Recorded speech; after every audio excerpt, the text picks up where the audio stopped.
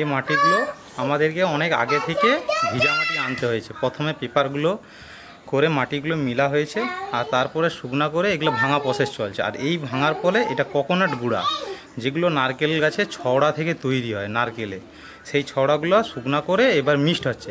আর তারপরে এর মধ্যে কোন সার কোন টাইম, এটা আমাদের ভাদ্র মাসে প্রথম সপ্তাহের মধ্যে কাজ চলছে। কারণ প্রথম সপ্তাহের মধ্যে করলে আমাদের কি হবে, সবার প্রথমে আমাদের যে প্রথমে যে মার্কেটিংটা সব থেকে যে মার্কেট হাই থাকে আমাদের দেওয়ালির সময়, সেই সময় আমাদের তুলতে পারবো। ভাঙার পর মধ্যে দেখাবি উনি আবার আমাদের বলেছিলাম যে মাটির কাজগুলো হয়েছে, পরে কোকোনাট গুঁড়োগুলোর ওগুলো কাজ হয়েছে। আর নেক্সট আমরা যেটা দেবো সব থেকে হচ্ছে জৈব সার। জৈব সার কেন আমরা ব্যবহার করব, রাসায়নিক থেকে জৈব সারের মধ্যে গুণাগুণ অনেকটাই বেশি। কারণ ছোট চারা যার বয়স যখন 5 দিন হবে সে অ্যাকশন নিতে পারে না, আর তার জন্যই আমরা নেব জৈব সার। আর সেই জৈব সারটা আমরা দেখিয়ে দেবো কোন কোম্পানি, এই IS কোড সবটা রয়েছে নাকি।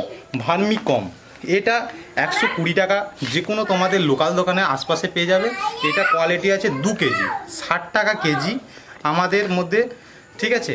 সব থেকে বেস্ট কোম্পানি, এবং এটা আমরা ব্যবহার করলে অনেকটা উপকারী পাবো। তার থেকে যে বেস্ট আমাদের যে ছোট চারাটা 1 মাসের মধ্যে আমাদের একটা চারা হয়, এটা আমরা কমসে কম আমরা 22 থেকে 25 দিনের মধ্যে আমরা রোপণ করতে পারবো। আর যার ফলে শীঘ্রে যত আমরা করতে পারবো, মার্কেটিংটা ভালো করতে পারবো। আমাদের মেন উদ্দেশ্য হবে ব্যবসা, বিজনেস।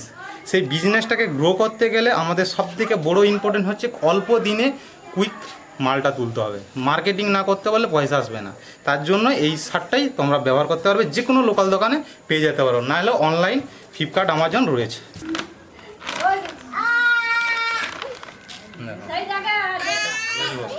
এটাকে হাতে হাতে না,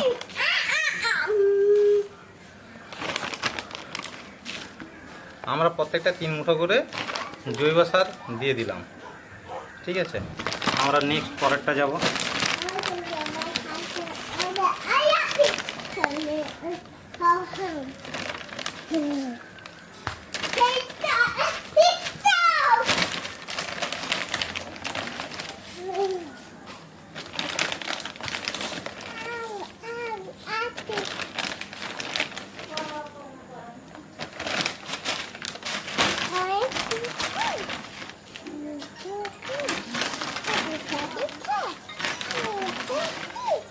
বন্ধ আছে।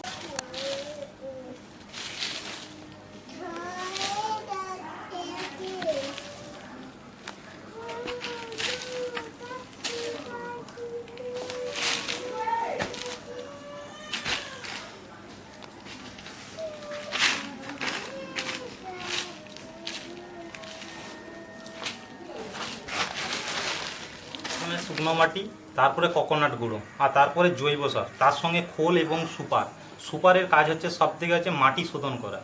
যেগুলো মাটির মধ্যে ব্যাকটেরিয়া থাকে ওগুলোকে দমন করবে। আর তার সঙ্গে খোল খাদ্য, ঠিক আছে। প্রত্যেকটা আমরা দিয়ে যাব।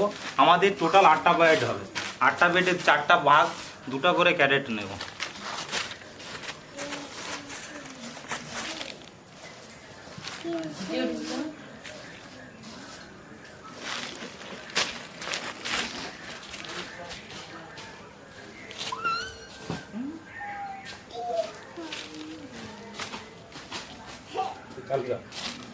এরপরে আমরা খোলটাকে ভালো করে মাখিয়ে নেওয়া হবে মাটিটার সঙ্গে। প্রত্যেকটা ভালো করে মাখাতে হবে, ঠিক আছে। মাখানোর পরে এই বড় চালাগুলো আমরা এক সাইডে করে নেব। করে নেওয়ার পর এগুলোকে আরেকবার আমরা ভেঙে গুঁড়া করে নেব।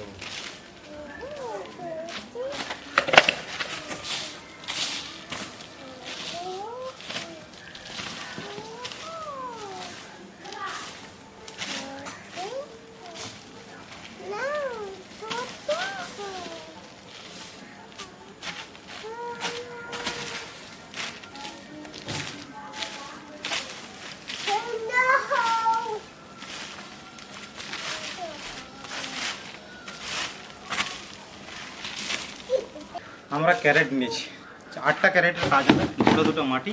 ক্যারেটের কাজ কি, চারধারে হাওয়া পাস করবে। হাওয়া পাস না হলে, অক্সিজেন না হলে কোনো প্রাণী আর কোনো উদ্ভিদ বাঁচতে পারে না। আর জল না বেরোলে হবে না, জল যেগুলো প্রচুর, তার জন্য আমরা ক্যারেট নিয়ে নিয়েছি।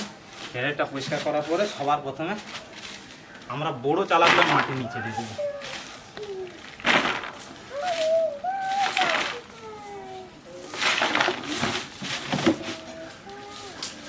আমরা বড়ো মাটিগুলো সবার নিচে দেবো যাতে মাটিগুলো না বসে যায়, আর তার উপরে আমরা সরু মাটি বা ভাঙা গুঁড়ো মাটিগুলো দেবো। ওকে, ঠিক আছে।